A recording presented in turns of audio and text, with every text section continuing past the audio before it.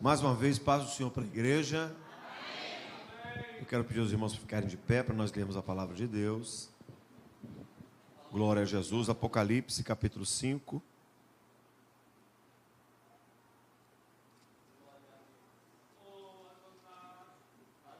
Grande é o nome de Jesus. Versículo 9.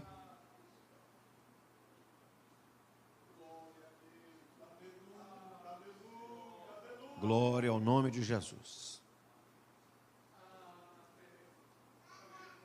Vou aproveitar a versão do telão, porque a minha versão é um pouquinho diferente.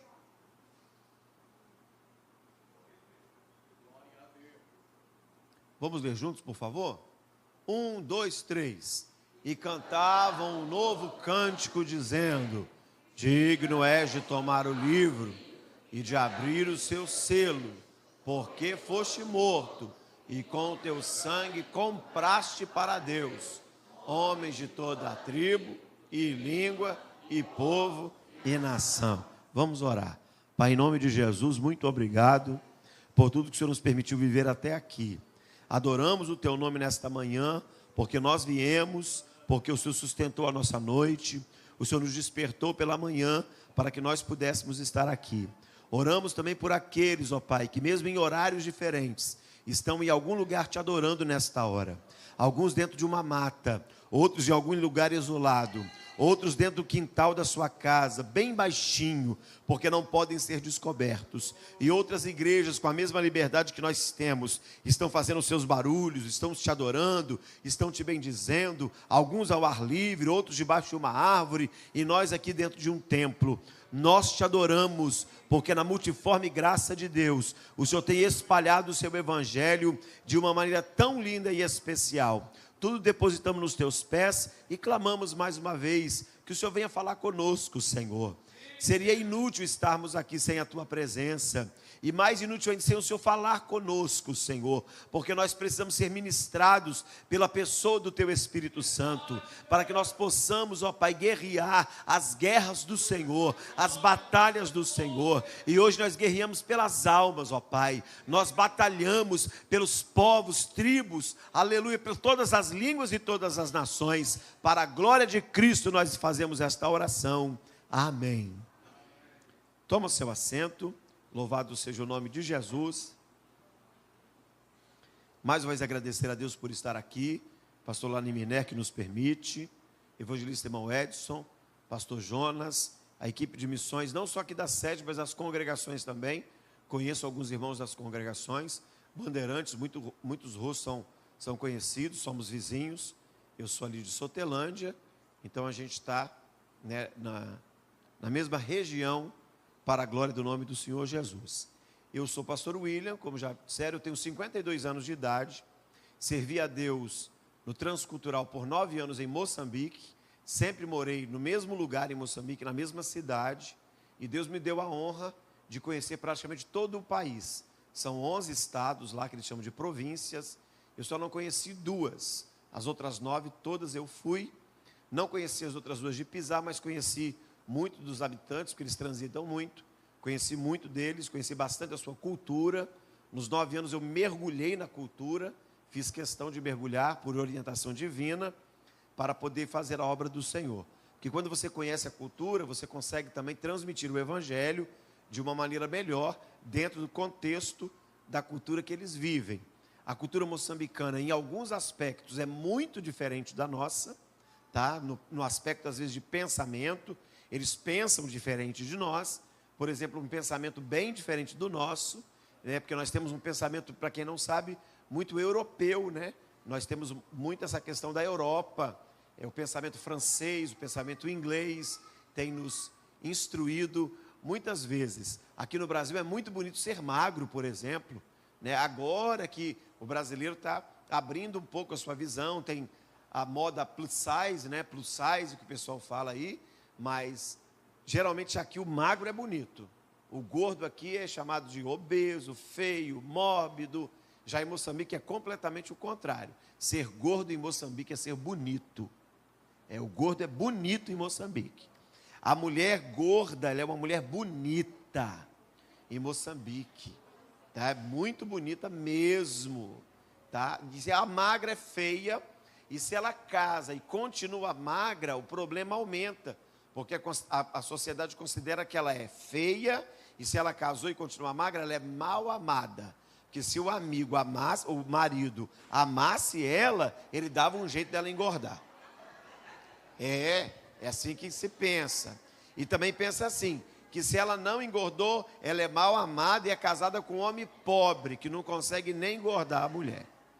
Então, é o pensamento cultural que é diferente. E por que se pensa dessa maneira?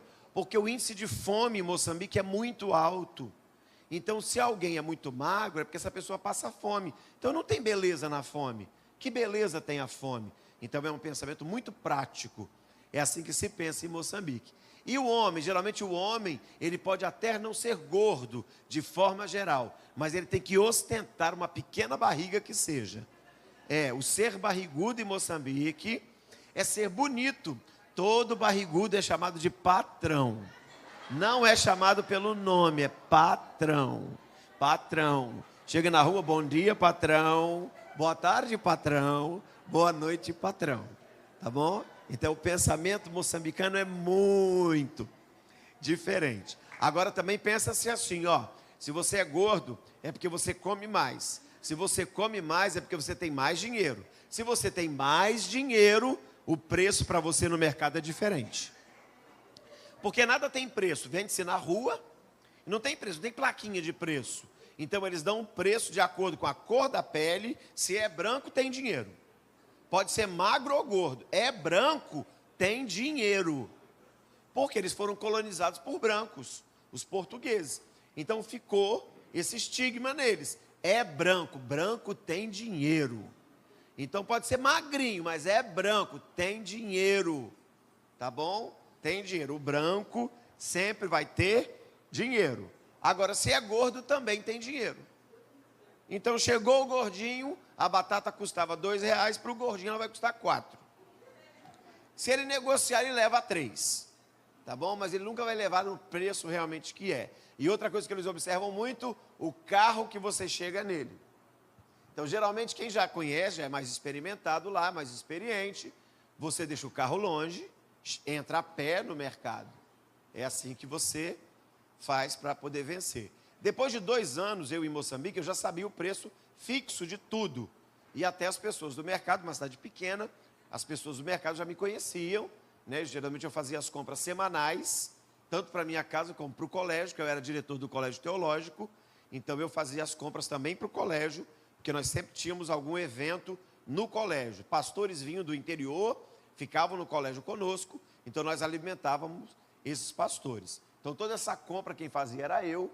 Então com o tempo a gente vai melhorando o diálogo e vai entendendo melhor essa cultura. A cultura alimentícia também é diferente da nossa. Aonde eu morei, na região que eu morei, era uma região marítima. Então eles comem muito peixe mesmo, tá? Todos os dias tem pescadores. E eu morei, o último bairro que eu morei era um bairro de pescadores, eu morava numa colônia de pescadores, numa tribo chamada Muanim, só que nós morávamos de frente para a praia, o quintal da minha casa era a praia, mas é uma praia que eu nunca tomei banho. Por quê? Porque a tribo que mora ali, até hoje, fui lá o ano passado, visitei eles novamente, a tribo que mora ali, essa tribo faz todas as suas necessidades fisiológicas no mar. Eles só entram no banheiro para tomar banho. Todas as outras necessidades fisiológicas, a gente chama aqui de número 1, número 2, lá fala necessidades maiores e menores. Tudo é feito no mar. Então eles vão para o mar, fazem tudo, vêm para casa, tomam um banho de água normal e entram para dentro da sua casa. Porque eles têm ensinamentos espirituais e culturais diferentes. É uma questão de desinformação, na verdade. Na área espiritual, eles acreditam que os espíritos malignos, que os demônios, vivem dentro dos banheiros. E vão entrar no corpo dos homens e das mulheres pelos seus orifícios. Então eles ficam muito pouco tempo ali dentro. Entra, toma banho e sai. Por isso toda a necessidade é feita no mar. Tá? É uma questão de crença espiritual. E tem uma outra crença também que eles têm, que aonde o pai faz as suas necessidades fisiológicas, o filho não pode fazer porque é um desrespeito. Então eles não podem sentar no mesmo lugar para fazer as necessidades fisiológicas. Tudo isso é uma crença espiritual maligna para escravizar uma nação, tá bom? Existem muitas crenças espirituais malignas em Moçambique para escravizar a nação. As tribos também que eu trabalhei com 3 tribos, Macondes, Moanins e Macuas. Eles acreditam também que a mulher, depois que casa e tem filho, depois que ela tem uma criança, ela vai ficar 2 anos sem se deitar com o marido dela. Não pode. É uma crença. Ao mesmo tempo, tem uma desinformação que os portugueses ajudaram a propagar, tá bom? Ajudaram a propagar. Essa outra crença eu não falo nos púlpitos, eu falo quando eu dou aula, porque ela fala sobre intimidade de um casal. Mas elas não deitam com o marido durante 2 anos, porque na crença espiritual, no mundo espiritual, eles acreditam que se ela fizer isso, ela vai estar desonrando os espíritos que sempre estão à sua volta. Então a criança vai adoecer e morrer. E geralmente isso acontece. A criança adoece e morre, porque o diabo trabalha para que essa escravidão continue. Então são 2 anos. Então nós como igreja, eu que trabalhei 9 anos, eu trabalhei diretamente na área do ensino. Eu ia nas aldeias, todas as semanas eu estava em alguma aldeia diferente. E nas aldeias nós dávamos ensino sobre isso, sobre a libertação que só o Senhor Jesus traz. Nós temos que entender uma coisa, quando Jesus falou bem assim, ó, conhecereis a verdade, e a verdade vos... A verdade do Evangelho, irmãos, nos liberta no mundo espiritual e também nos liberta de uma cultura maligna. A cultura humana é maligna. Lógico, tem alguns traços da cultura que nós podemos sentir algum orgulho. Por exemplo, o Brasil tem uma cultura muito bonita, que é a cultura da gratidão. E ainda nós temos continuado essa cultura. Geralmente, se um vizinho nos oferece alguma coisa numa vasilha, a gente não devolve a vasilha vazia para ele. A gente espera fazer alguma coisa para devolver. Isso faz parte da nossa cultura. É bonito, é gratidão.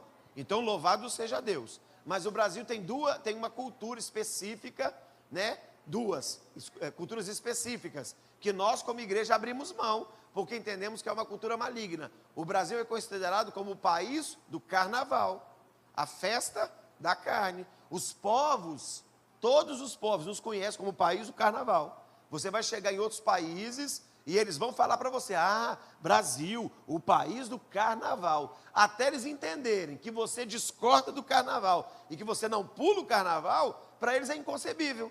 Para eles, qual é a fama? É que todo brasileiro também tem samba no pé. É isso que eles pensam. Todo brasileiro tem samba no pé. Como eles pensam que todo brasileiro sabe jogar futebol. É o pensamento que eles têm. E geralmente tem o pensamento que as mulheres brasileiras que vão para fora do Brasil são prostitutas. Essa é uma fama que foi imposta pela mídia.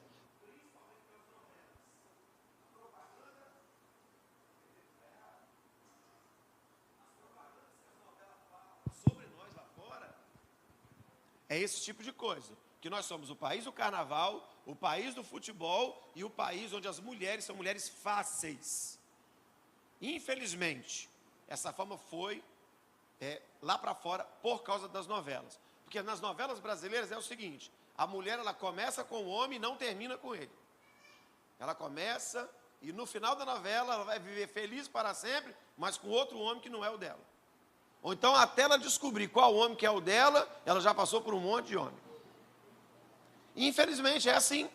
Então essa fama ficou lá fora, tá? Então a igreja, quando a gente vai como missionário, a gente vai encontrar todo esse cenário. E a gente vai lidando com isso até que eles vão respeitando com o passar do tempo. E tem medo de brasileiro também. Para quem não sabe, os europeus têm muito medo dos brasileiros. Porque o Brasil é considerado o país violento, o país do tiro, o país do tráfico. Então, quando o brasileiro vai morar lá fora, vai trabalhar, e o patrão, por exemplo, zanga com ele, mas se ele começa também a zangar com o patrão fica com medo. Se ele fala assim, eu sou brasileiro, hein? Cuidado comigo. O patrão vai lembrar da novela, que na novela tem assalto, que nos noticiários, tá bom? Tem assalto, matou fulano, fez arrastão. Então essa fama tem ficado em alguns países por causa disso. Mas também nós temos a fama do evangelho. O Brasil é um dos países mais evangélicos do mundo. E isso também tem feito a diferença. Graças a Deus, nós somos o top 3, nós somos o número 3 hoje. O país hoje que mais envia missionários para o mundo é os Estados Unidos. O segundo lugar é a Coreia do Sul. E nós somos o número 3. Nós somos o número 3. E hoje nós somos o número 3 até por agências americanas e também sul-coreanas. Eles vêm ao Brasil, tá? Abrem aqui instituições missionárias e enviam brasileiros. Porque mesmo o americano e mesmo o sul-coreano entendeu que o Brasil hoje é o celeiro de missões escolhido pelo Espírito Santo de Deus. Então nós estamos vendo uma crise também dentro da igreja brasileira. Uma crise muito complicada, porque a nova geração, os nossos jovens, os nossos adolescentes, eles querem ser tudo menos missionários. E infelizmente, eles nem obreiros, a maioria deles querem ser. Nós estamos vendo uma crise em que filhos de pastores, filhos de presbíteros, evangelistas e diáconos não querem ser obreiros como seus pais são. Não querem dar prosseguimento a isso. Tá bom? Então essa é uma crise que nós estamos vivendo, que nós temos que tratá-la com oração e com correção bíblica, porque a Bíblia, ela que corrige a gente, que nos exorta. Então a gente vive isso. Os nossos meninos querem ser tudo, querem ser blogueiros, querem ser advogados, engenheiros, matemáticos, cientistas, mas não querem ser obreiros. Eles querem usar as suas profissões para ganhar dinheiro, às vezes para não ter a miséria que às vezes a família teve, querem ter uma nova oportunidade de vida. Não entendem que o melhor que se pode ter, o melhor lugar que alguém pode alcançar é o centro da vontade de Deus. É preciso se questionar, independente da sua idade, qual é a vontade de Deus para mim? O que Deus quer para mim? Deus me chamou para a obra missionária quando eu tinha 18 anos. Ele foi confirmando, até que com 35, eu fui para a obra missionária. Mas eu me converti com 19 e desde os 20 anos eu me envolvi com a obra missionária. Eu tenho 32 anos de envolvimento com a obra missionária. Sou missionário para a glória do nome de Cristo Jesus há 25 anos, diretamente trabalhando com a missão. E como diz a missionária Kellen Gaspar, se eu tivesse 1000 vidas, e se Deus me permitisse, em todas elas eu seria missionário, para a glória do nome do Senhor Jesus. Não desprezo o pastoreio, porque Deus também me deu, hoje pastoreio. Mas, dependesse de mim, eu prefiro estar no campo, do que estar pastoreando. Admiro muitos pastores, porque pastorear não é fácil. Pastorear realmente requer um psicológico diferenciado, um emocional diferenciado, e Deus sustenta os pastores. Eu sei porque sou sustentado por Ele também na área pastoral, mas a minha vida é o campo. Dependesse de mim, eu estaria numa aldeia agora, eu estaria num ribeirinho, eu estaria no sertão, eu estaria em algum lugar que a maioria de nós não escolheria estar. Eu sou aquele o seguinte: tem alguém que ninguém visita, me dê o endereço dele, eu irei visitá-lo. Tem um povo que ninguém ama, pode me dizer aonde é, que se Deus me der sustento e condição, eu irei até esse povo. Eu tenho essa paixão, eu tenho essa disposição. Não vejo isso como dificuldade nenhuma. Não me sinto melhor do que ninguém por causa disso. A missão traz sobre nós uma anestesia também. A anestesia de nós entendermos o seguinte: eu simplesmente sou missionário. Não, e por ser missionário não sou melhor do que ninguém, mas também não sou pior do que ninguém. Eu simplesmente me adapto. Eu tenho facilidades, vejo com facilidade aquilo que a maioria das pessoas vê com dificuldade. Eu não vejo dificuldade nenhuma, por exemplo, em ter que andar 20, 30 quilômetros. Fiz e faço isso. Eu não vejo nenhuma dificuldade em ir em cima de uma bicicleta, ir em cima de um cavalo, ir em cima de um burro, não tem nenhum problema. Ir em cima de uma moto, ir num ônibus que cabe 66 pessoas, como eu andei agora em Moçambique, até falei que passou lá em Minerote. Eu fui visitar a Beira, onde vocês têm missionário, saí do Maputo e fui para a Beira. Eu fui de ônibus 24 horas para ir. Na volta eu gastei 27 horas. A estrada não estava boa, o ônibus quebrou, o pneu fez não sei o quê. Em Moçambique você tem horário para sair, não tem horário para chegar. Não pense que vai marcar, eu vou chegar às 9. Não prometo horário para ninguém em Moçambique, porque você não sabe a hora que você vai chegar. Eu saí para a Ilha do Ibo, por exemplo. Geralmente na Ilha do Iba a gente sai de manhã, 3 da madrugada. Se a maré estiver boa, que a gente atravessa de barco 20 quilômetros, se a maré estiver boa, você chegar em Tandanhangue e a maré estiver boa, você vai chegar em Tandanhangue por cerca. O certo seria sair às 3, vai chegar em Tandanhangue às 10. Pega o barco, vai entrar na Ilha do Ibo, meio-dia. Já teve dia de eu sair 3 horas da madrugada da minha casa, entrar no caminhão, e eu cheguei na Ilha do Ibo, que era para chegar meio-dia, eu cheguei 11 horas da noite.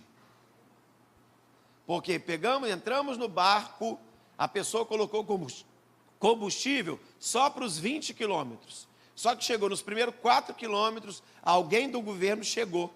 Ele teve que voltar para pegar a pessoa do governo.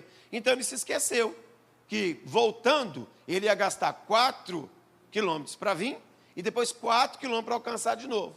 Então, quando chegou 12 quilômetros no meio do mar, o combustível acabou. A maré começou a baixar. O que ele fez? Ele botou 2 homens do lado de fora do barco, que a maré baixou, para poder empurrar o barco. Um com uma vara de bambu gigantesca, fazendo assim com o barco. E nós, aproveitando que estava um calor exorbitante, pulamos do barco e fomos nadando do lado e molhando para poder refrescar. Entramos na ilha 11 horas da noite, extremamente exaustos. Eu entrei na ilha exausto, tomei um banho frio, comi uma comida ruim e fui dormir feliz, porque eu cheguei na ilha. Simples. Eu não sou melhor do que ninguém por causa disso. É normal. Eu saí do Brasil sabendo que eu ia viver isso. Aí eu vou reclamar? A verdade é essa. Nós aqui, companheiros de púlpito, fomos chamados para cuidar do povo. Irmão, a gente tem que entender uma coisa simples no nosso chamado. Uma coisa muito simples. Se a pessoa escolhe ser veterinária, ela tem que gostar de quê? De animal, irmão. É normal. Você vai trabalhar como veterinário, não vai gostar de bicho? O gato vai raiar você, você vai o quê? Matar ele? Você vai lá mexer com um cachorro, ele vai te dar uma patada, você vai fazer o quê? Entendeu? Então, quem vai trabalhar na veterinária tem que gostar de bicho. Ok, não é assim? O pastor, os obreiros, nós somos chamados para trabalhar com quem? Com gente. Aí você tem que gostar de quem? De gente, ora. Simples. Nós temos que gostar de gente. É só isso. Nada mais do que isso. Cadê os líderes aqui? Líderes de departamentos. Cadê os líderes? Tem líderes aqui? Líder de irmã. Então, vocês trabalham com o quê, vocês? Então vocês têm que gostar de quê? Pastor, mas eu não gosto de gente. Então entrega o cargo, meu filho. É simples. Seja sincero.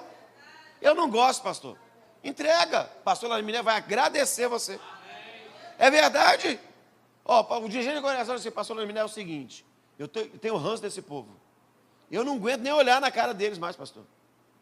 Dá para continuar? Ô, irmão, não sei que não dá. Então, nós temos um compromisso. E é um privilégio muito grande. É isso que nós temos que entender. Nós não somos melhor do que ninguém, não, irmão. É o contrário, é privilégio. Nós temos um privilégio. Quem é o nosso patrão aqui? Diz para nós. Qual é o nome do teu patrão? O meu patrão paga bem. Você sabia disso? Meu patrão paga bem. Ele já atrasou o seu salário? Seu salário já atrasou? Seu patrão paga bem. Paga em dia. Seu patrão cuida de você. Eu hoje trabalho para ele. A minha dispensa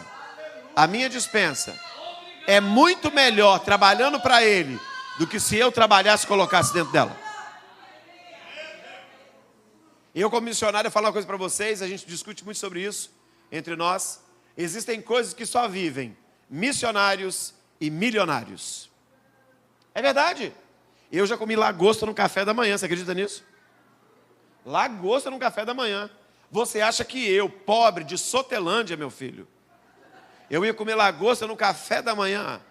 Você está pensando que a turma de Bandeirante, do Morro do Caixote, ia comer lagosta no café da manhã? Vocês estão pensando nisso? Que nós aqui da Baixada de Itacibá, isso aqui era brejo, pastor. Você está achando mesmo? Nosso patrão paga bem. Nós trabalhamos para o maior patrão do mundo. Então eu não sei você, mas se eu tivesse 1000 vidas, em todas elas eu ia servir o nome do Senhor Jesus. Então nós temos muitos desafios. Manhã missionária é para lavar roupa suja. Sabia disso, que manhã missionária é para lavar roupa suja? Sim, e roupa suja se lava onde? Em casa. Estamos ou não estamos em casa? Então prepara o seu sabão, prepara o seu cloro. Nós vamos lavar nossa roupa suja aqui nessa manhã. Nós não vamos usar máquina, tá bom? Louvado seja Deus, até a 5ª geração de quem inventou a máquina de lavar. Sabe? Eu oro por ele. A 5ª geração de quem inventou fralda descartável. Ô irmão, que trem bom demais da conta. Como diz o mineiro. Mas hoje nós vamos lavar nossa roupa suja de forma tradicional. Nós vamos esfregar ela. Passar, né, o sabão, vamos esfregar a roupa suja. Nós temos feito um trabalho para o Senhor Jesus. Mas o caminho ainda é muito longo. Eu vou falar com vocês com muita tristeza nessa manhã, que os números estão contra nós. Os números estão contra nós. Os números não mentem, não é assim? Matemática é uma ciência exata. No mundo hoje existem 5.628 línguas. Imagina isso? 6.528 línguas. Deus conhece e criou todas elas. Deus fez um bom trabalho lá na Torre de Babel. Sabia disso? Deus fez um bom trabalho. Eu tenho uma foto que nós tiramos no colégio, onde nós estamos em 19 pessoas, cada uma falando um idioma diferente. Eu ainda destaquei na foto bem assim: a Torre de Babel deu certo. Só nós aqui falamos 19 idiomas diferentes. 19. Um dia na sala de aula eu recebi uma visita e eu pedi aos alunos, éramos cerca de 60 pessoas, e eu pedi para que cada um deles falasse João 3,16 nos dialetos que conseguia. Nós conseguimos falar João 3,16 em 119 dialetos naquele dia. A Torre de Babel deu certo. Deus espalhou o povo. Espalhou ou não espalhou? Deus falou assim: eia, desçamos e confundamos as vossas línguas. Então a Torre de Babel, ela deu certo. Na confusão das línguas, Deus fez o que com o povo? Deus fez o que? Espalhou. E o tempo passou, eles tiveram que se espalhar e foram. Deus é criativo, irmão. Deus sabe dar tarefa para o homem, tá? Como o Salomão falou em Eclesiastes, debaixo do céu, Deus soube dar tarefa para o homem. Deus espalhou. Irmão, tem gente espalhada em lugares que você nem imagina. Você vai para os ribeirinhos do Amazonas, Pará, Rondônia, Acre, Amazônia, tá? No Amazonas, dentro do Amazonas, você vai encontrar gente dentro do mato, vivendo há 30, 40 dias de barco, dentro do mato. Você salta no ribeirinho, entra para dentro da mata, e lá dentro existem vilas, pessoas que precisam do Evangelho. 6.528 línguas, Deus espalhou. Mas um dia, em Atos Apóstolos capítulo 2, é muito bonito isso. Veio sobre eles a promessa do Pai, que disse: vocês receberão a promessa do batismo no Espírito Santo, não muito depois desses dias. Jesus vai para casa, ele vai subindo, ele dá as ordenanças para a igreja, e eles vão se esconder. Então ali 120, era mais no início, mas o medo foi chegando, 120 permaneceu, até que ouviu-se um som, como um vento veemento e impetuoso, que encheu toda a casa. E foram vistas línguas repartidas como de fogo, que pousou sobre cada um deles. E cada um deles falou naquele dia, no idioma diferente. Todas as nações que estavam ali reunidas, todas as línguas que estavam ali reunidas, línguas diferentes. Se a gente for contar, são mais ou menos 16 etnias diferentes, países diferentes, que foram atraídos.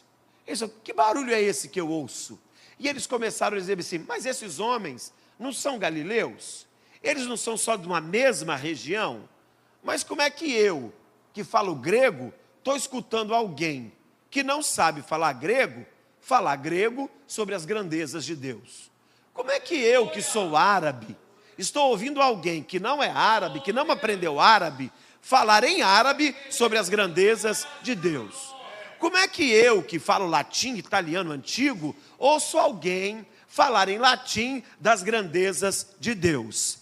Era Deus dizendo que Ele faz todas as coisas. Em Babel, Ele confunde as línguas e espalha. Em Atos dos Apóstolos, Ele inaugura a era da igreja, usando as línguas para trazer de volta. Aquilo que eu espalhei em Babel, eu trago de volta através da minha igreja, para a glória e para a honra do nome de Cristo Jesus. Então hoje nós falamos mistérios, como disse o apóstolo Paulo, mas na inauguração ouviu-se línguas humanas para poder atrair.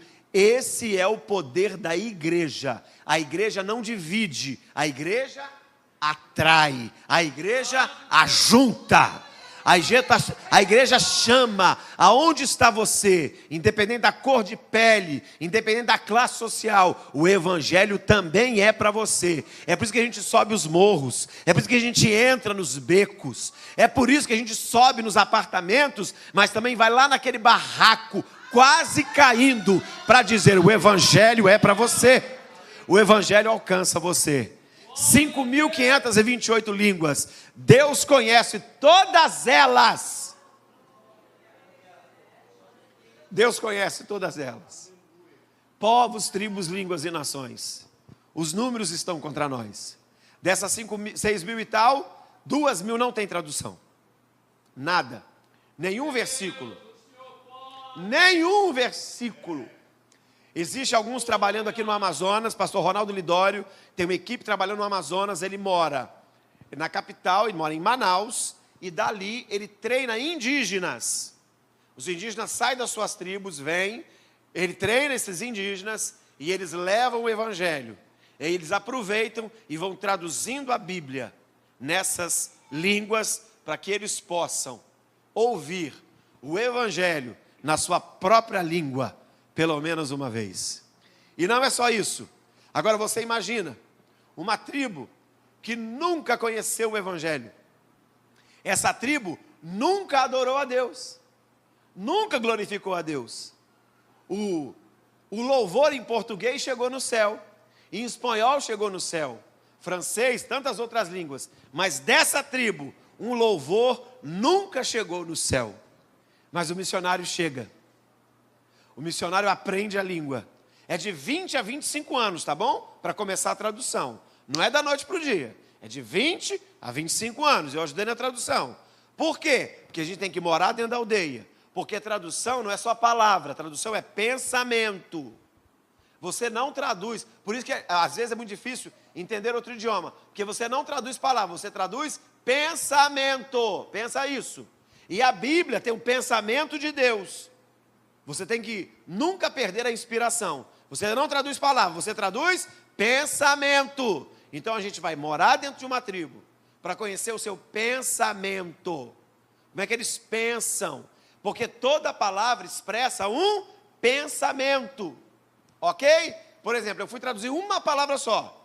Sabe quanto tempo foi para eu traduzir uma palavra? 1 semana. Depois de fazer uma pesquisa de 4 meses. A palavra unchukucha. Unchukucha tem dois sentimentos. Unchukucha significa calor.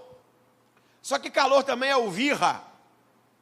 Só que o virra é do calor de quente. Quente do fogo. De você servir a comida e falar, o virra. A comida está quente, porque ela foi aquecida. Mas já não serve como um chukucha. Porque o chukucha é calor do sol. É o processo que se usa para amadurecer uma fruta.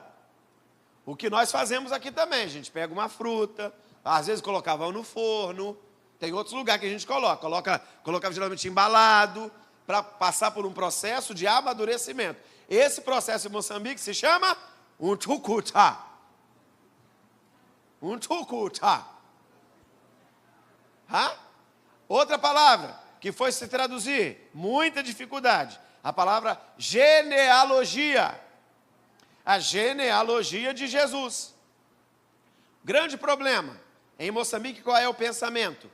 Os antepassados, genealogia nada mais é do que a nossa árvore genealógica, são os nossos antepassados. Eu que tive um pai fulano, que era filho de fulano, e assim vai. É pai, é avô, é mais o quê? Bisavô, tataravô. Pensamento moçambicano. O meu pai morreu, mas está aqui o seu espírito. O meu avô morreu, mas está aqui o seu espírito. O tataravô, está aqui o seu espírito. Então nós tínhamos que achar uma palavra que não dava nenhum indício de que eles estavam aqui, porque a Bíblia proíbe. Então aí nós achamos um velho dos velhos, lá no meio de uma tribo, longe. Sentamos com o velho e fomos perguntar, olha, se a gente quiser usar uma palavra para as pessoas entenderem que o senhor teve uma família, o pai foi esse, pai foi esse, pai foi esse. Só que nós queremos falar para eles que eles têm uma história, mas em nenhum momento eles pensarem que nós estamos falando para eles que eles estão aqui no nosso meio.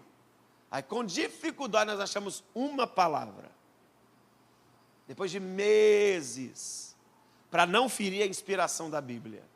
Então, ore pelos tradutores. Eles estão sentados agora em algum lugar.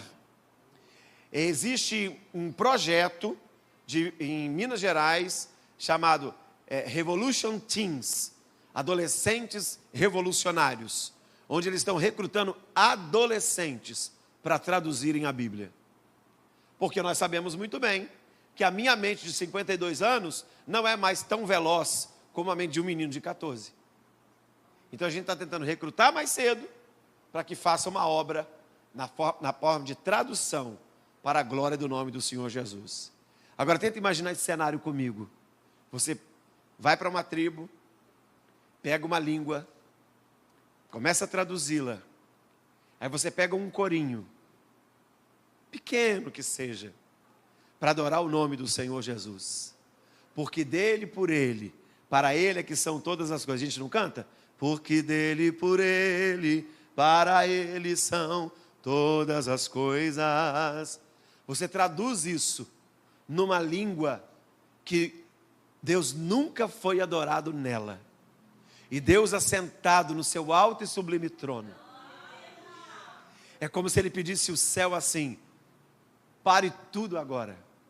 Por que, Jeová?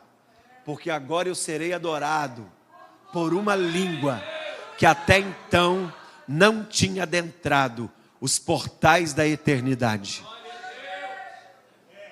Isso foi possível porque um missionário deixou a sua terra, abriu mão da sua cultura, não se importou em sentar no chão, não se importou em andar quilômetros e ser picado por mosquitos, mas ele quis que Deus fosse adorado exclusivamente por uma língua que até então o céu não tinha sido adorado. Você imagina?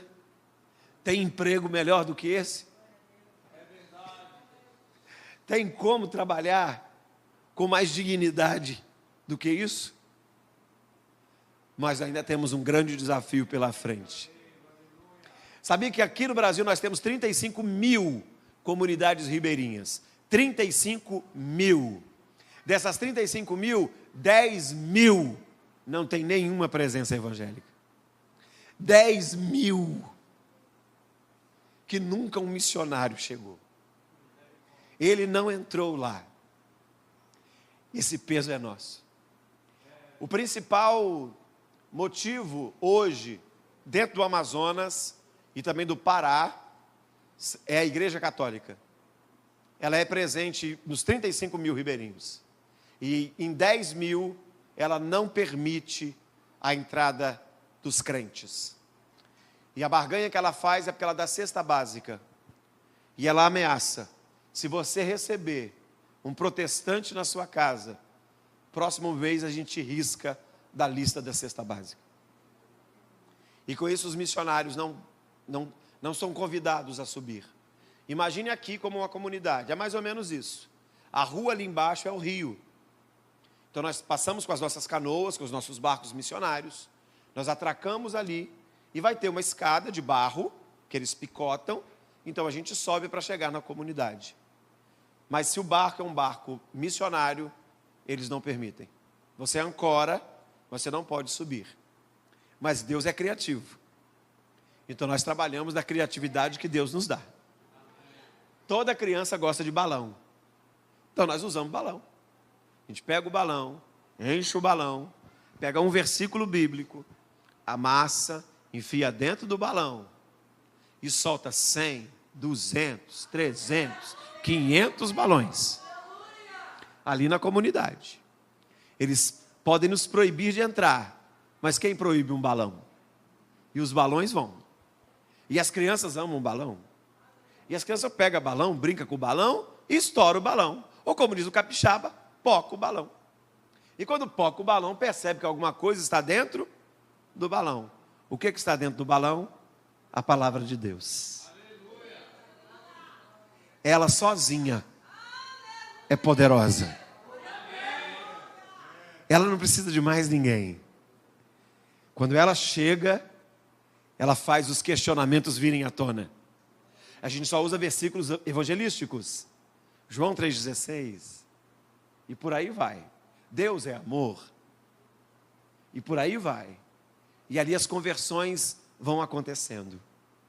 E ali o milagre vai acontecendo. Nós usamos a igreja flutuante. Se eles proíbem a igreja de chegar lá em cima, a igreja chega então. Tem paus de madeira, para quem não sabe, que flutuam. A gente constrói a igreja ali em cima. Então a gente vai de comunidade em comunidade. Megafone, e a gente anuncia. Tem culto aqui embaixo. Quem quiser é só descer. A gente não pode subir. Mas vocês não são proibidos de descer? É só descer. E eles vêm e começam. E a obra de Deus continua. A obra de Deus continua. Deus é muito criativo, irmãos. Deus é muito criativo. E a gente continua. O missionário amigo meu passou por uma experiência belíssima no Amazonas, que eu gosto muito de compartilhá-la. Passou um missionário há muitos anos atrás, numa comunidade, conseguiu ficar poucos dias. Nesses poucos dias ele ganhou algumas pessoas para Cristo e até as batizou. Mas o tempo passou, ele falou assim, olha, eu vou voltar para a cidade, conversar com a minha igreja, acertar todas as coisas e venho para poder cuidar de vocês. Passaram-se 25 anos, ele nunca mais voltou. 25 anos depois, esse missionário amigo meu, que estava conosco no seminário, ele contou para nós que ele passou. E ele não ia trabalhar nesta comunidade, mas passou com um barco. Encontrou um casal com uma senhora atada numa rede. Então eles pegam o bambu, num ombro e no outro, ata na rede ou no lençol, deixa a pessoa ali. Então quando passa, está assim, as pessoas sabem que é alguém doente, que precisa de alguma ajuda. Pararam o barco dos Gideões, missionários da última hora. Eu fiz meu seminário lá, na agência missionária. Eles pararam com o barco, para ver, porque o barco é clínico, para ver se podia dar alguma assistência.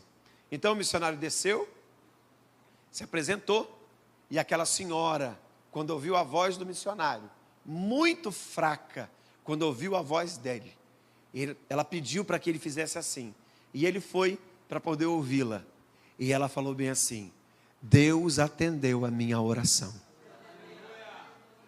E a senhora pediu o quê? Aí ela contou essa história que eu falei para vocês. Ela falou assim, há 25 anos, um missionário passou aqui, pregou para nós, batizou algum de nós e nos deu a ceia.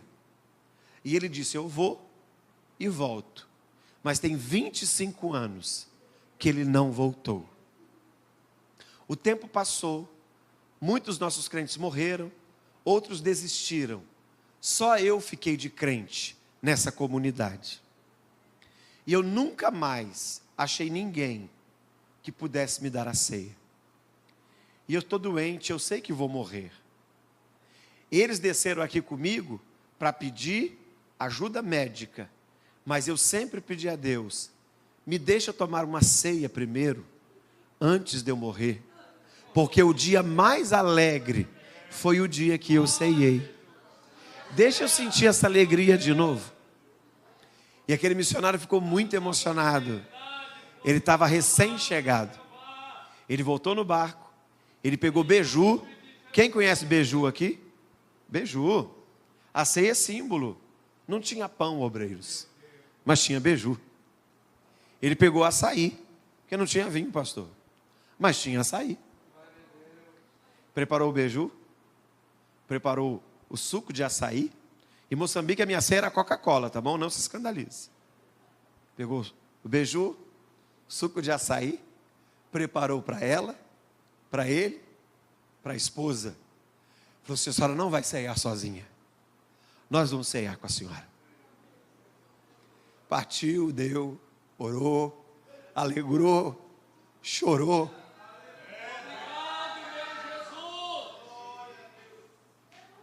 Tem salário que paga isso? Que salário paga isso, irmão? Que salário paga isso? Não tem como. Alimentou a serva de Deus e falou para ela: eu vou seguir, que eu vou trabalhar na comunidade há 7 dias aqui acima. Daqui a alguns dias eu passo de volta. Dias depois, quase 30 dias, ele passou, subiu. A filha informou. Aquele dia, era de manhã quando ele passou. Minha mãe foi ministrada pelo Senhor. De tarde ela faleceu. E o que mais me deixa emocionado, ele falou isso para nós. Ele falou assim: o nome dessa irmã nunca esteve em nenhuma secretaria. Porque nós temos a nossa organização, não é assim? A gente percebe. Nós temos a secretaria. Quantos membros nós temos? Está ali o nome de todo mundo, data de batismo. Essa é a igreja organização. Mas tem a igreja organismo. Ela é invisível, pastor Laniminé. Os nomes que estão escritos lá, só o Senhor Jesus conhece. O nome dessa irmã nunca esteve em nenhuma secretaria. Nenhuma. Mas no céu. Completamente escrito. Nós ainda temos 10 mil ribeirinhos para nós alcançarmos, para nós usarmos balões, para nós usarmos igrejas flutuantes, para nós entrarmos com a força do Evangelho.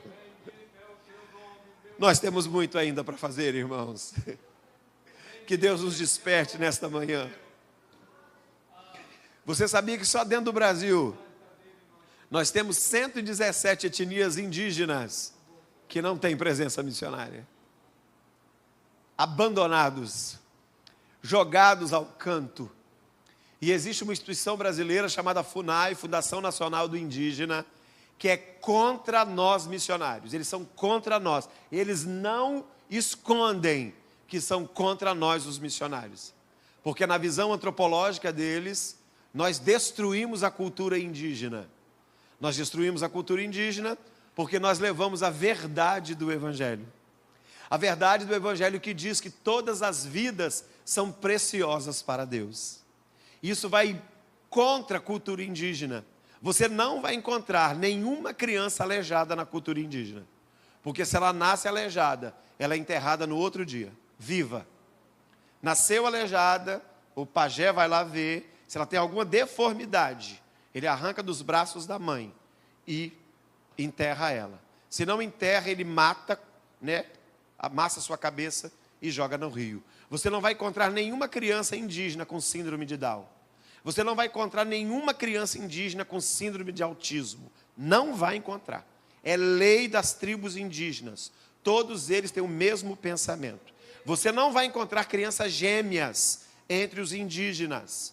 Porque eles acreditam que se nasceu 2 crianças parecidas, uma é filha de Deus e outra é filha dos demônios. Como eles não sabem qual é filha dos demônios, eles matam as 2 e jogam fora.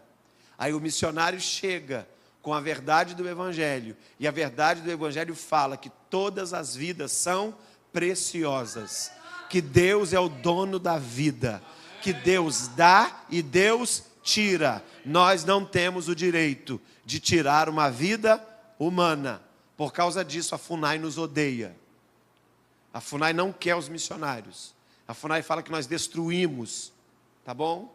É lógico que existem coisas que têm que ser revistas também, porque muitas vezes eles não têm proteção de algumas doenças que nós já tivemos, e por causa disso o contato conosco também é perigoso, mas tomando cuidado, com cautela, é possível e é preciso entrar no meio dos indígenas. 117 tribos indígenas que não têm presença missionária. É responsabilidade nossa. Aqui o Guarani, por exemplo, para contar como é que tem a parte boa também, aqui em Aracruz, tem um missionário amigo meu, que eu dou assistência a ele, pastor Pedro Paulo, 10 anos de Bolívia, ele abriu um trabalho no Aldeia dos Comboios aqui, e eu conheço com detalhes, porque eu vou lá todo mês, quando Deus me permite, e ele vai me contando. Ele é descendente de indígena, mora na Vila do Riacho, morava na altura, e um dia ele estava em casa, solteiro. Deus falou com ele: vai lá no comboio, porque eu tenho algo para fazer através da sua vida. E ele chegou, tem que atravessar o rio. Ele chegou, fez assim, ele ficou de 2 a 3 horas, até que vieram 2 meninos de barquinho, e ele falou assim: eu quero visitar o comboio, porque a entrada também tem que pedir permissão, né, ao pajé. Mas ele, como é descendente, o avô foi, já o conheciam. E ele chegou, ele é grande, parece realmente indígena, chegou assim, os meninos levaram ele até o outro lado. E na canoa, conversando com os meninos, né, apresentando o evangelho, esses 2 meninos aceitaram a Jesus como Salvador. Ali já tinha a igreja Deus e Amor, só que a igreja Deus e Amor tem um trabalho diferente da igreja Assembleia de Deus. O pastor Pedro Paulo foi, começou a fazer pequenas visitas. E o líder, o pajé da tribo ali, dos comboios, também era o próprio pastor da Deus e Amor. E ele falou: não, nós não queremos aqui uma outra igreja, porque nós já estamos aqui, e uma igreja já está de bom tamanho e tudo mais. Então ele não resistiu, mas ele começou a falar com Deus: mas o Senhor me trouxe, o Senhor disse que tinha uma obra, o Senhor mandou eu vir para cá, os meninos aceitaram a Jesus, e Deus começou a se manifestar de algumas maneiras. E ele falou assim: olha, na oração a gente vai ver isso. E na oração, meses depois, perto de 1 ano, esse pastor, pajé da Deus e Amor, chamou ele e falou assim: Pedro Paulo, me explica como é que é essa igreja, essa Assembleia de Deus. Ele falou assim: olha, o pastor Davi Miranda, que é o pastor que fundou a Deus e Amor, saiu da Assembleia de Deus. Nós temos a mesma cultura, a mesma doutrina, e temos os mesmos costumes também. O pessoal do interior tem aquele costume, né, mais conservador, temos os mesmos costumes também. E ele ouviu, e no outro dia chamou Pedro Paulo de novo e falou assim: é o seguinte, é porque eu tenho falado com Deus a respeito do comboio, e eu tenho percebido que as pessoas, aqueles que eram para vir aqui para a nossa igreja, já vieram, estão aqui, e o resto não quer vir mais, e era muita gente ainda, não quer vir mais. Então, Deus está colocando aqui no meu coração um ardor. Se você quiser abrir o trabalho, pode abrir, tem liberdade, fala com o seu pastor, e pode colocar a igreja aqui também, e vai dar certo, porque tudo pertence a Deus. Eu estava com medo de ser essas igrejas que pode tudo, faz tudo, mas se é uma igreja conservadora como a nossa, você pode colocar, e Deus vai fazer alguma coisa aí através da sua vida. E aqueles meninos foram aceitando a Jesus como Salvador, e Deus foi trabalhando. O Pedro Paulo conta que um dia ele estava assim, e um homem veio até ele, grande também, com cara de zangado, e o Pedro Paulo recebeu ele assim. Aí ele falou bem assim: o senhor está fazendo o que aqui? Ele falou assim: eu estou aqui pregando o evangelho. Ele falou assim: é? O meu nome é Pedro, e eu é que mando aqui. Eu disse: o senhor é Pedro? Sim, muito prazer, eu sou Pedro Paulo, eu também vou mandar aqui. E Deus começou a trabalhar de uma maneira tão linda, que hoje a igreja do comboio está ali. Mais de 20 anos se passaram. Sabe qual é a fama da igreja dos comboios? Em todo o Aracruz. Você não é batizado com o Espírito Santo? Você quer ser batizado com o Espírito Santo? Atravessa o barco, vai para a igreja do comboio, porque tem um fogo de Deus ali na igreja do comboio, que quem vai é batizado com o Espírito Santo. Deus fez de uma forma tão linda que Pedro Paulo um dia estava dando culto de doutrina. Naquela época que culto de doutrina era dado com porta fechada, sentando bambu no povo. Aqui não pode isso, aqui não pode assim, aqui faz assim, aqui faz assim. Um casal que estava tentando ser crente foi para a porta da igreja, pensou que era culto, mas era a porta fechada. Mas eles sentaram e ficaram ouvindo, ouviram tudo. Quando terminou, o pastor abriu a porta para os crentes ir embora. Ele estava lá: pastor, pode falar com o senhor um minutinho? Sim. Olha, nós estávamos aqui lá de fora, nós ouvimos tudo aí que o senhor falou. E o pastor Pedro Paulo falou assim: ih, estava tentando ser crente, agora eles vão falar que não é guerra, não. Nós queremos viver tudo isso aqui que o senhor exigiu. Ora por nós, porque nós queremos receber a Jesus como Salvador.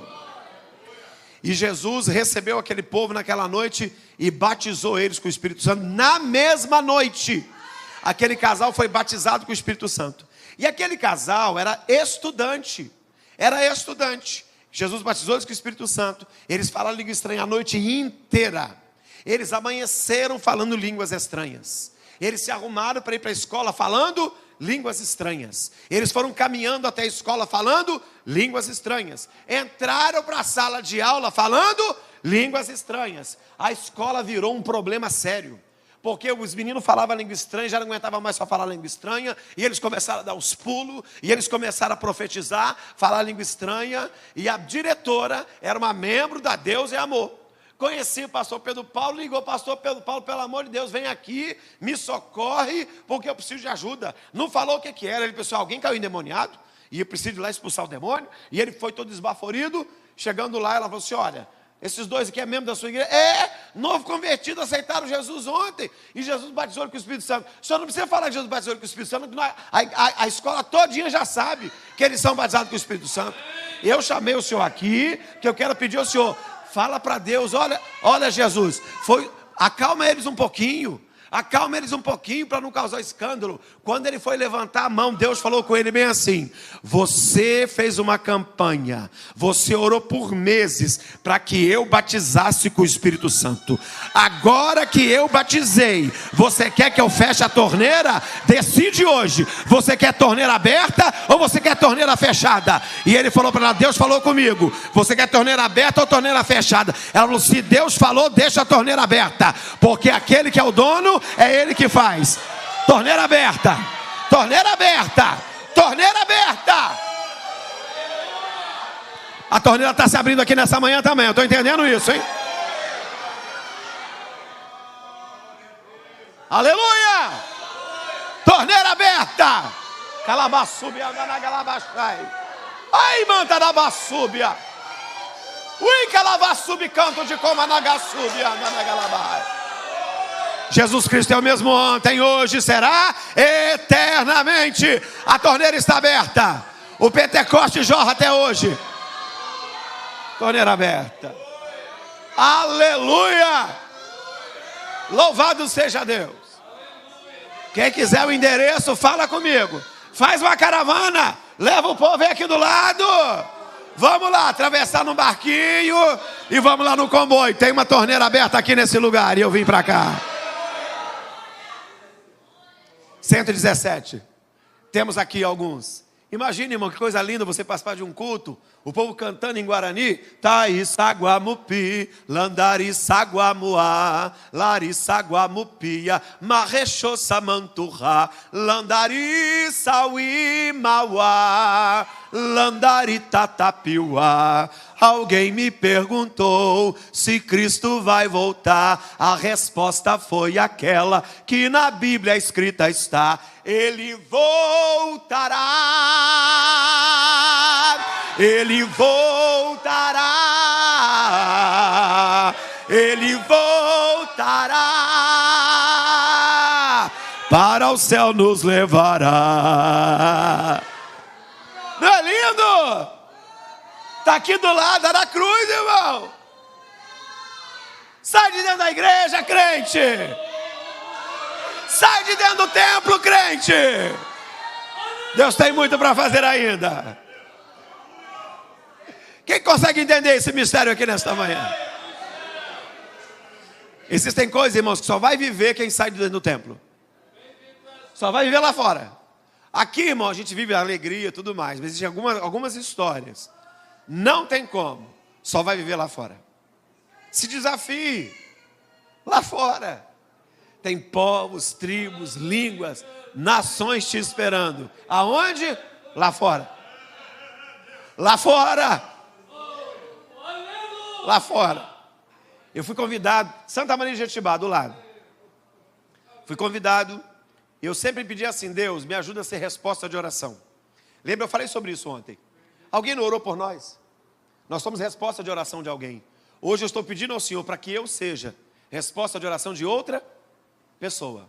Um membro da igreja, irmão Rienzi, chegou para mim e falou assim, pastor, meu cunhado está passando por um problema matrimonial. Santa Maria de Jetibá, a comunidade pomerana, a maior comunidade pomerana do mundo. Para quem não sabe, a comunidade pomerana precisa urgentemente de ajuda missionária. O maior índice de suicídio e de feminicídio do estado é em Santa Maria de Jetibá. Eles não colocam na mídia, eles não querem, eles querem esconder essa verdade. Eles se suicidam, tem 2 métodos diferentes de suicídio lá. O principal deles é ir para a lavoura, eles levam aquelas bombas para poder jogar o veneno. Chegando lá, eles pegam, coloca na boca e solta o gatilho. E ali o veneno entra e eles morrem envenenado e asfixiado ao mesmo tempo. Quando a família descobre, leva e tenta pagar ao IML para não dar a causa da morte como envenenamento, suicídio, tá? E a vida segue. Feminicídio do mesmo jeito, eles matam muitas mulheres, tá? Mas também do mesmo jeito as famílias tentam esconder. Na tradição pomerana, não são todos, mas ainda muitos guardam a tradição pomerana, que a menina e o menino, quando completa 18 anos de idade, o presente que eles ganham é uma cama de casal, porque eles já podem ter uma vida a 2 dentro da sua própria casa, não precisa ser do lado de fora, pode ser dentro da sua própria casa, mesmo que não seja o marido, mas para ter a sua liberdade. Então o evangelho é que vai confrontando isso. O irmão Rienzi chega para mim e fala, pastor, meu cunhado precisa de ajuda, assim, assim, assim. Eu falei, tudo bem, nós vamos marcar para a gente poder fazer uma visita a ele. Cheguei em casa, falei com a esposa, olha, o irmão Rienzi falou assim, assim, assim. Minha esposa é muito sensível. Minha esposa foi missionária no Amazonas por 4 anos, serviu a Deus comigo em Moçambique por mais 9. Minha esposa teve malária 14 vezes, ainda está em tratamento, tem uma saúde bem debilitada por causa disso. Não foi só malária, ela passou por 14 malária, foi envenenada, uma moçambicana envenenou ela, deu uma manga envenenada para minha esposa. Ela passou por febre tifoide e tantas outras enfermidades, E eu também passei por muitas enfermidades em Moçambique. Até hoje sinto dores no corpo por causa das enfermidades que passei, mas bendito seja Deus porque permitiu a invenção do Torcilax. A gente toma um Torcilax e segue a vida. Tá bom? Ontem, por exemplo, eu preguei no poder do Torcilax e da oração. E segue a vida para a glória de Jesus. Aí minha esposa, quando ouviu, muito sensível, ela falou comigo bem assim, meu bem, corre. Eu falei assim, como assim? Corre. Não demora a fazer essa visita não. E eu aprendi, no início do casamento, eu fui aprendendo a sensibilidade que as mulheres têm. As mulheres têm uma sensibilidade que nós homens não temos. É bom a gente entender isso. Nós não temos, nós homens não temos, não adianta, nós não temos. Os homens são racionais e as mulheres são emocionais. E por causa dessa sensibilidade emocional, ela consegue realmente ter uma percepção mais rápida do que nós em alguns aspectos. E eu entendi isso. Quando a minha esposa falou assim, corre. Eu liguei para o irmão Rienzi. Disse, irmão Rienzi, amanhã cedo a gente consegue ir lá? Ele disse, amanhã cedo? Eu falei, sim. Aí eu percebi que ele estava meio que coçando a cabeça. Disse, pastor, mas gasolina? Eu falei, não, a Secretaria de Missões. Eu vou pegar o dinheiro. Ele disse, mas a igreja vai pagar? Eu falei, senhora, não é uma alma? Não precisa de socorro? Só tem um veículo. E eu falo com o pastor, a gente põe. O pastor Roseli, graças a Deus, nos dá bastante liberdade para o trabalho. Se a gente põe, e nós vamos lá socorrer o seu cunhado. Porque a minha esposa está entendendo que tem que ser rápido. Disse, então tá bom. Aí no outro dia saímos cedo, fomos para Santa Maria de Jetibá. Chegamos lá, ele estava trabalhando, esse cunhado dele. Ele trabalha eu esqueço esses nomes, tá? Não tenho muita experiência. Essa é reta escavadeira. Trabalhando numa reta escavadeira, numa fazenda, num sítio de uma pessoa. Então deram o endereço e tudo mais, nós saímos ali pelas estradas de Santa Maria, até que chegamos num lugar chamado Garrafão. Lá para dentro do tal do Garrafão, chegamos ali, ele estava trabalhando naquela região, a família, uma família adventista, que estava até tentando dar uma assistência espiritual a ele, nos trataram com muita educação, mas ele estava no horário de trabalho. Então nós esperamos, nós chegamos umas 10 horas, esperamos, porque 11h30 ele vinha para almoçar. Esperamos, aí eu me sentei, preparei um lugar para ele sentar, o Rienzi me apresentou, você que é meu pastor. Aí eu falei para ele bem assim, olha, eu vim aqui por causa de você, só por causa de você. Aí ele bem assim, por causa de mim? Eu falei, sim, eu vim aqui por causa de você. Eu disse, o senhor tem certeza disso? Sim, eu tenho certeza, eu vim por causa de você. O Rienzi falou, o senhor está passando por um problema matrimonial, o senhor tem uma família, e a minha esposa teve a sensibilidade do Espírito Santo, de que nós viéssemos o mais rápido possível, para poder ajudar o senhor. E aquele homem branco, daqueles olhos muito azuis, eu vi aquele homem se transformar na minha frente. Eu vi aquela lágrima grossa de um homem da roça cair assim. E ele, por causa de mim, eu falei sim. E ele botou a mão assim na cabeça, as duas mãos, abaixou assim. E ele falou, o senhor chegou a tempo. Eu falei, chegamos a tempo? Ele falou, sim. Ele falou, estava tudo preparado. Eu sim, preparado, tudo preparado.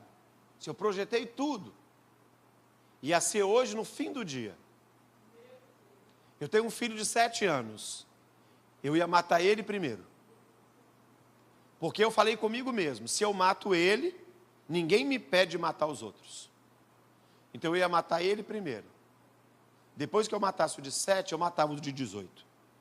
Depois que eu matasse o de 18, eu matava o de 20. Depois eu matava a mulher. E por fim eu também morria.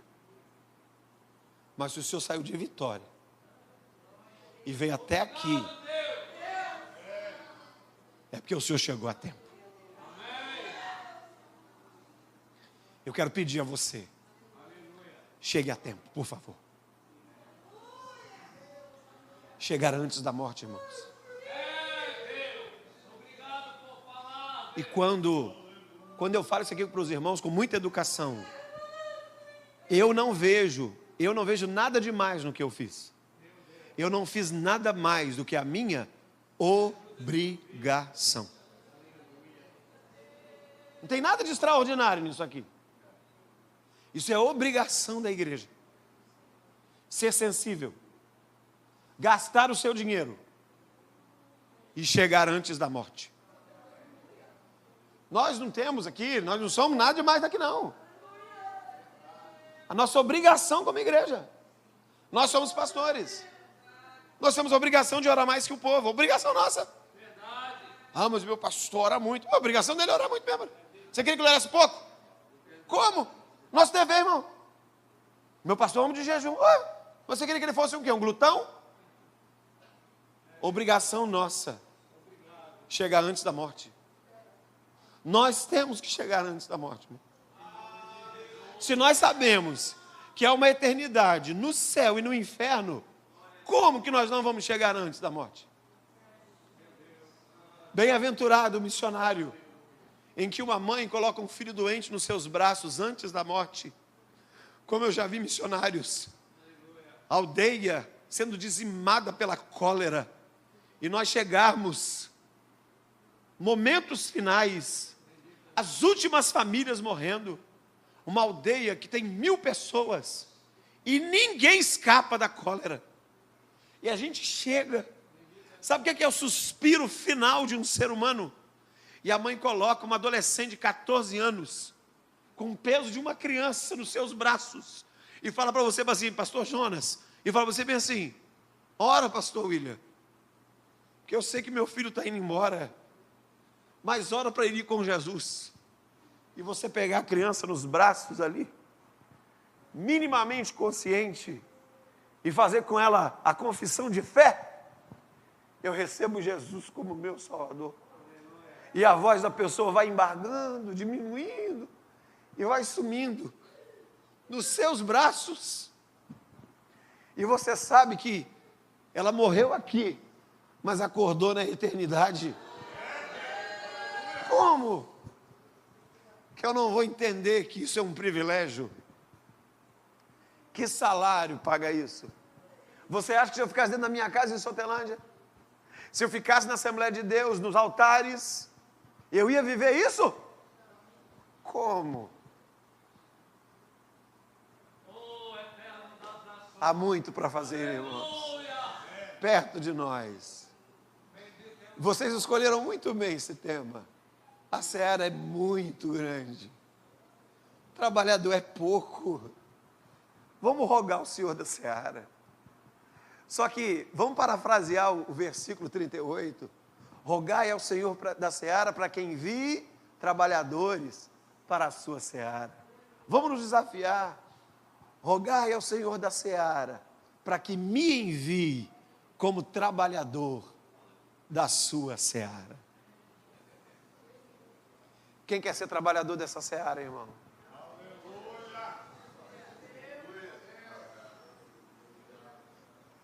Ilza chegou no Amazonas com seus 60 anos de idade. 60 anos, foi para o Amazonas. Já tinha passado pela Argentina, trabalho brilhante na Argentina, pernambucana, cresceu em São Paulo. Ela era estilista da Rede Globo. Ela costurava para a maior emissora do Brasil. Extremamente boa no que fazia. Costurava vestidos luxuosos. Mas Jesus chamou ela para a obra missionária. Abriu mão de tudo. Se alistou no exército da missão. Foi para a Argentina. Voltou da Argentina, se apresentou no seminário novamente em Camboriú. O pastor Zeno estava vivo. E ela soube que uma missionária tinha falecido. Morreu. Morreu de câncer. O marido não suportou a dor da perda da esposa. Veio. Então a igreja não teve continuidade. E ela falou com o pastor Zeno, eu posso ir para o Amazonas? Dar continuidade ao trabalho da missionária? E ele falou bem assim, hoje eu não tenho condição de te arrumar passagem. Mas se Deus abrir uma porta, você tem toda a liberdade. E ela tinha que ir para São Paulo, para poder rever a família. Passou em São Paulo, foi numa igreja grande de São Paulo. O pastor falou para ela assim, olha, nós estamos tendo escola bíblica de obreiros. A senhora entra, dá uma palavra para os obreiros. Se eles atenderem, a oferta que eles derem para a senhora, fique à vontade. Nós vamos abençoar a senhora. Ela entrou, deu uma palavra, contou, estou vindo da Argentina, preciso ir para o Amazonas, não tenho dinheiro para passagem. Posso ir de ônibus, que vai-se de ônibus até Porto Velho. Porto Velho você pega o barco, uma semana, chega em Manaus. E ele falou assim, eu não tenho dinheiro, nem para ônibus, nem para o avião. Naquilo que os irmãos puderem me abençoar, eu aceito. Aquela época que não tinha telefone, nada disso, Pix, nada. Foi na moedinha mesmo, passou a salva e tome moeda. Ela pegou uma sacola, botou as moedas dentro, os negócios dentro, entrou na primeira agência que ela viu, disse, eu preciso de uma passagem para o Amazonas. Aí a mulher perguntou para ela assim, de ônibus ou de avião? Ela virou a sacola assim em cima da mesa e falou assim, ó, conta aí, se der para ser ônibus, eu vou de ônibus, se der para ser de avião, eu vou de avião. O que der aí? E a mulher olhou aquele tanto de moeda e deu para ir de avião.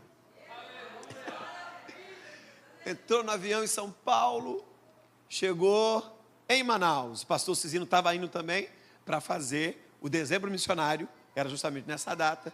Quando ele chega no porto, quem estava no porto para entrar no barco junto com ele? Ilza. E ele falou assim, mas tu já está aqui, nega, chamava ela de nega. Tu já está aqui, nega. O senhor disse que eu podia ir, se eu conseguisse dinheiro. Já estou aqui esperando. Ilza entra no barco e vai trabalhar no Curuçá do Arari, dentro do mato. Chegou lá, eles falaram para ela, a missionária começou, não terminou, não tem templo, e aqui tem uma grande dificuldade de pregar o evangelho, porque tem uma feiticeira aqui muito poderosa, e ela ameaça as pessoas para não virem para a igreja. E aí uma mulher de Deus falou assim, então vamos para o joelho, e Deus vai dar uma estratégia.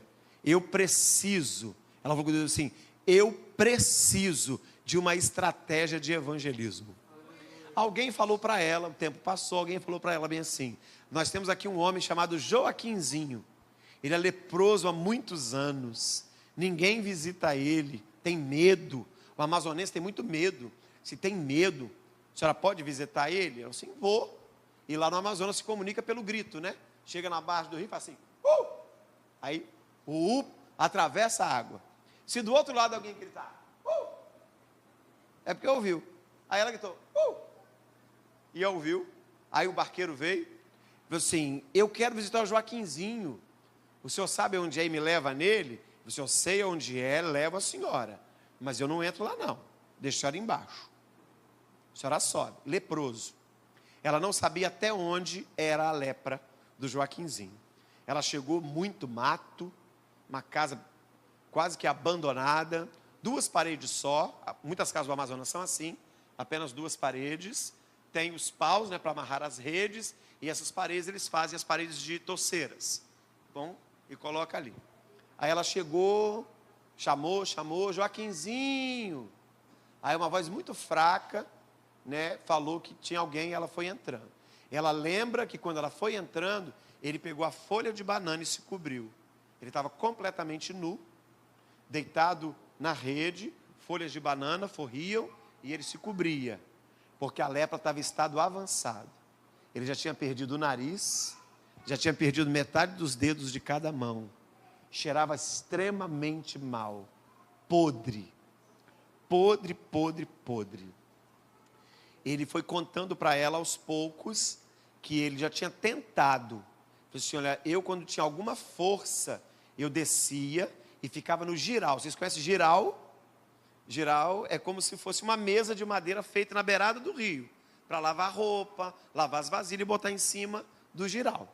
Ali. Ele descia, eu descia e eu ficava de cócoras no giral, esperando que os jacarés viessem me comer. A dor da lepra. Ele disse: mas nem os jacarés me quiseram. Ele falou assim: o meu caixão já está pronto. Ele era carpinteiro. Se o meu caixão já está pronto, as taxinhas, tudo pronto. Eles já sabem. O dia que eu morrer, é só bater, me colocar dentro e enterrar. Eu não vou dar trabalho para ninguém. A Ilza falou bem assim: mas eu vim aqui fazer uma oração. Você recebe a oração? Ele disse: recebo, de longe. Ela falou assim: e Jesus? Jesus é Salvador, você recebe Jesus também? Ele disse assim: também recebo. E ela, como assembleiana, conservadora, assim: então levanta a mão. Foi quando ele levantou a mão que ela percebeu, só 2 dedos na mão, trêmula, e ele recebeu a Jesus ali. A Ilza voltou para casa extremamente comovida. Passou-se 4 dias, ela gritou de novo, O barqueiro respondeu. Ela falou assim: o senhor tem passado perto do Joaquinzinho? Ele disse: eu vi ele ontem. O senhor viu ontem? Sim, ele estava pescando. Ela: pescando? Sim. O senhor me leva nele de novo? Levo, mas o acordo é o mesmo. Eu deixo embaixo, eu não entro. Ela: não, tudo bem. Foi. Ela fala que foi subindo. Quando chegou do lado de fora, estava tudo roçado já, tudo limpo. E ela chamou Joaquinzinho, ele estava atrás da casa. Ele disse: a senhora voltou? Ah, ela: assim, voltei. Ele disse assim: não foi a senhora que esteve aqui? Ele: assim, foi. Eu preciso perguntar uma coisa para a senhora. O que foi? O que a senhora fez comigo? Ela bem assim: como assim? Quando a senhora veio aqui e fez aquela reza, aconteceu 2 coisas. Assim, o que aconteceu? Primeira coisa que aconteceu é que eu tive fome. Eu não tinha mais fome. Eu desci da rede e eu lembrei que na tapera, na parede, eu tinha guardado um pedacinho de jabá. Conhecemos jabá? Mas ela mais seca. Eu fui lá, peguei o pedacinho de jabá, comi uns pedaços.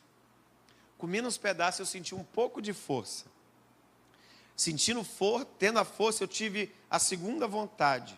eu tive vontade de tomar banho. E eu não tomava banho há muitos dias. Então eu desci para o meu giral e fui tomar banho. Só que aconteceu uma coisa estranha. Eu comecei a tomar banho.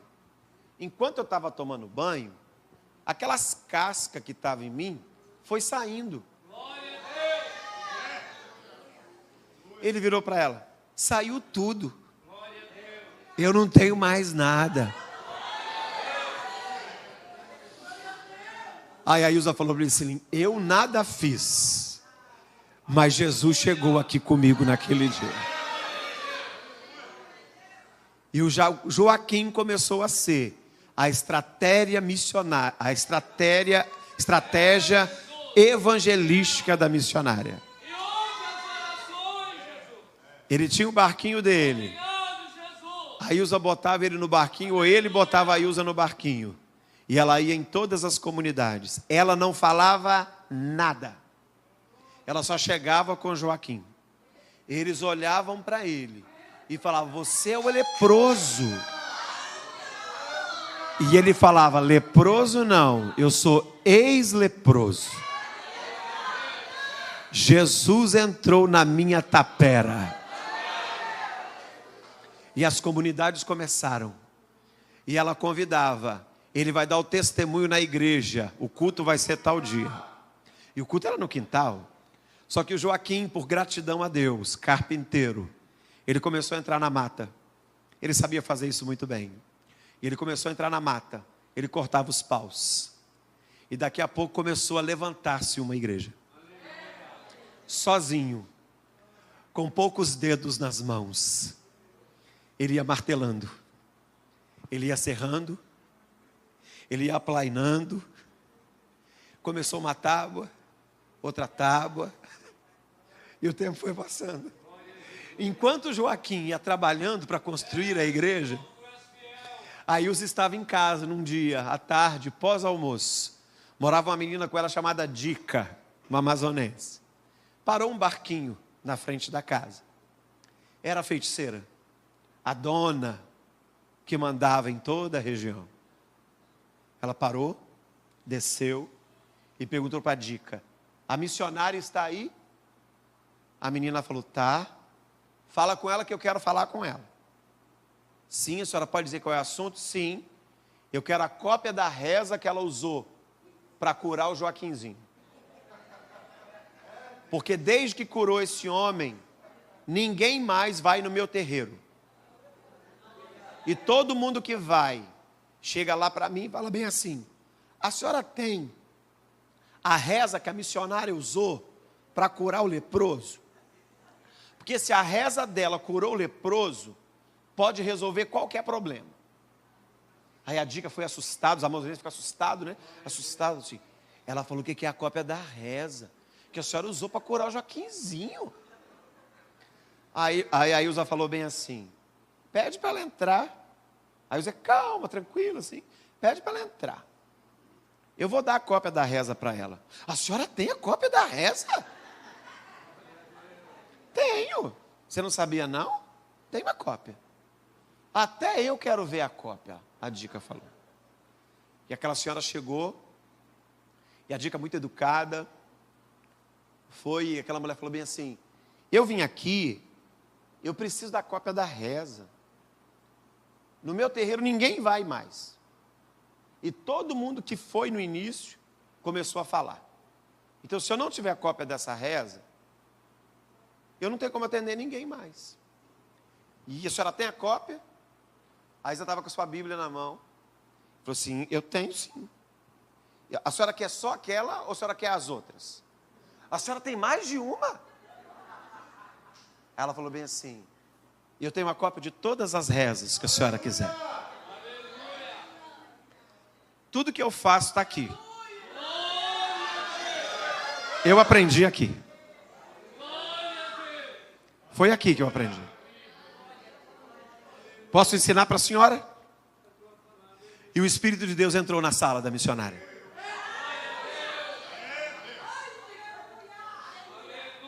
A feiticeira se prostra e aceita Jesus como Salvador. E o Joaquim serrando. Martelando. Quase 2 anos depois, a igreja foi inaugurada. Foram ouvir o testemunho do leproso.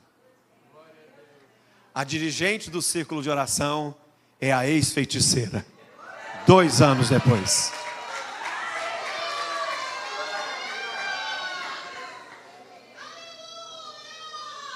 A Ilza hoje dorme no Senhor. A Ilza foi trabalhar na Bahia, o último campo. A Ilza foi trabalhar na Bahia, esforçada. Chegou na Bahia, via muito a minha casa, nós tínhamos a Ilza como mãe, e ela sempre compartilhava conosco as suas histórias. Na Bahia, ela foi conhecer uma senhora, e ela precisava de um terreno para construir a igreja. Lá na Bahia. Lá em Cambaitó. Alguém conhece Bahia aqui? Tem ninguém da Bahia aqui? Tem algum baiano aqui? Entendeu? Cadê a turma da Bahia? Eu vou para a Bahia mês sim, mês não. Tá bom? Eu vou para a região de Camaquã. Alguém conhece Camaquã? Itabuna, Jussari, Arataca. Eu estou ali. Areia Branca. Tá bom? Eu estou ali.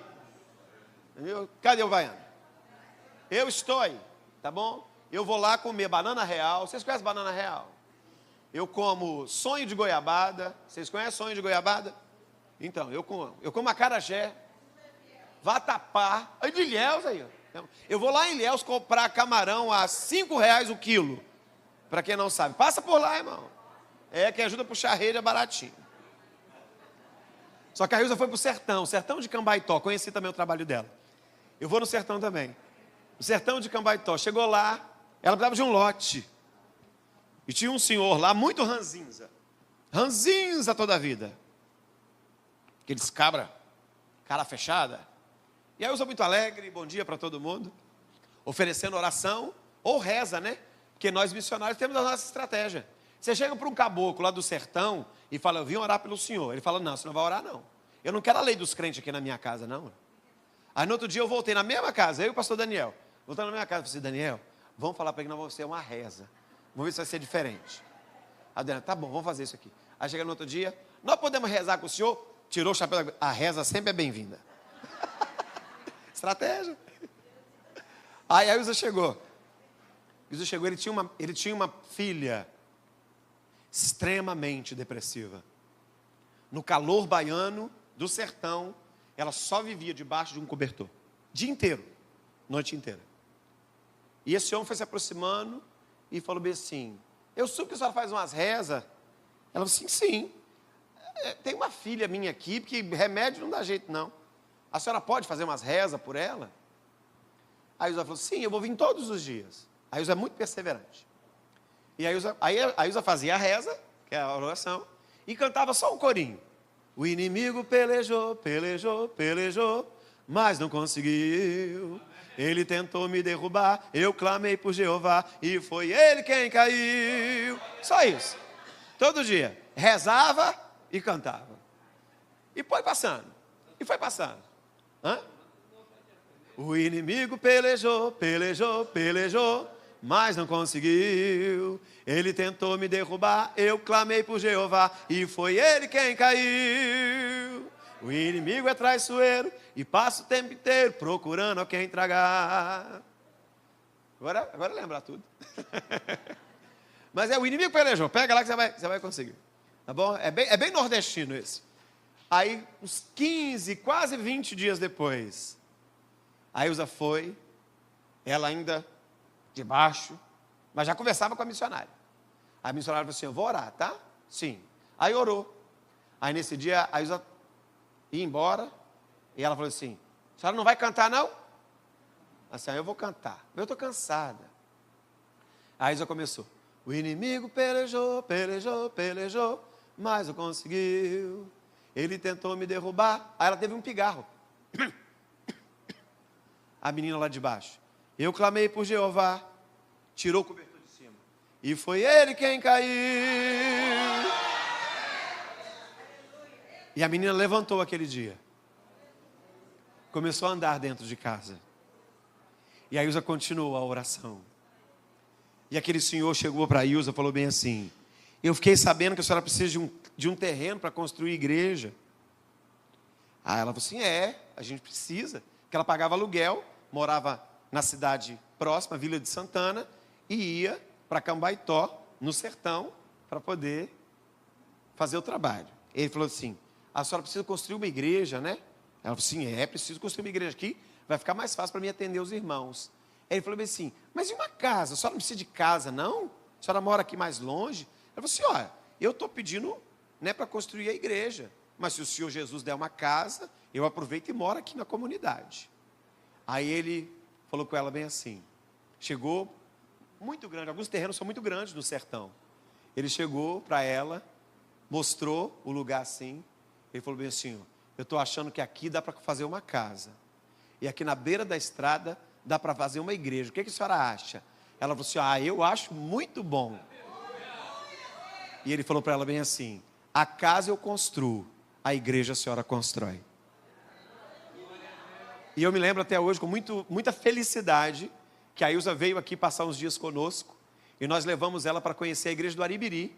Pastor Quemuel Sotero na altura, o Josué era o secretário de missões, eles arrumaram uns pedreiros aqui do Aribiri, foram lá para o sertão do Cambaitó. Hoje tem uma casa missionária, tem uma igreja construída pela igreja do Aribiri. Porque o inimigo pelejou, mas não conseguiu. Ele tentou me derrubar, eu clamei por Jeová, e foi ele quem caiu. Vamos orar, vamos agradecer ao Senhor. O inimigo continua caindo. Ele ainda cai, não cai? Lá na sua casa, ele caiu ou ele está de pé na sua casa? Caiu. Como é que ele não cai? Ele caiu ou não caiu? Caiu. O inimigo pelejou, mas não conseguiu.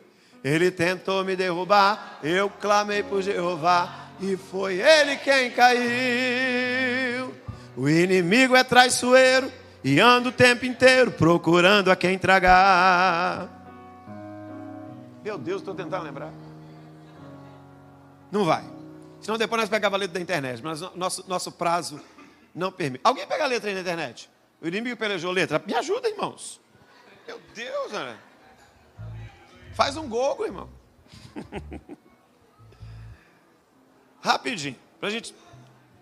Já que a gente está alegre. Ó.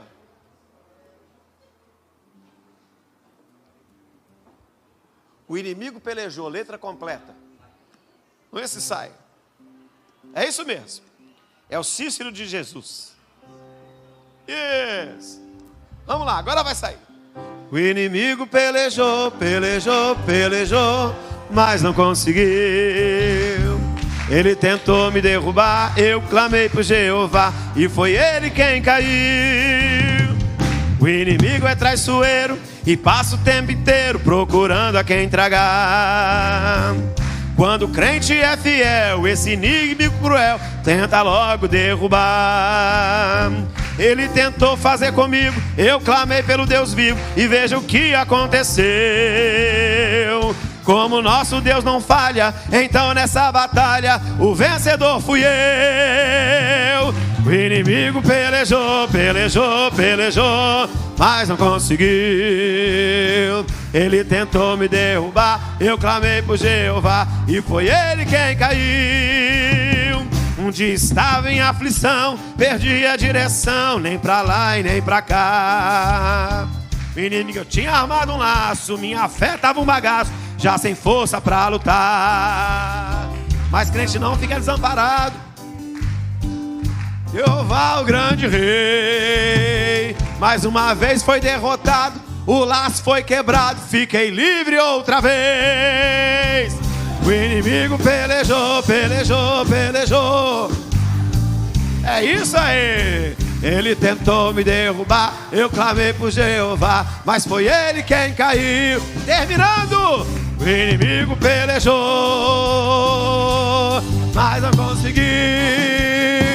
Ele tentou me derrubar, eu clamei por Jeová, mas foi ele. Já caiu. Maravilha.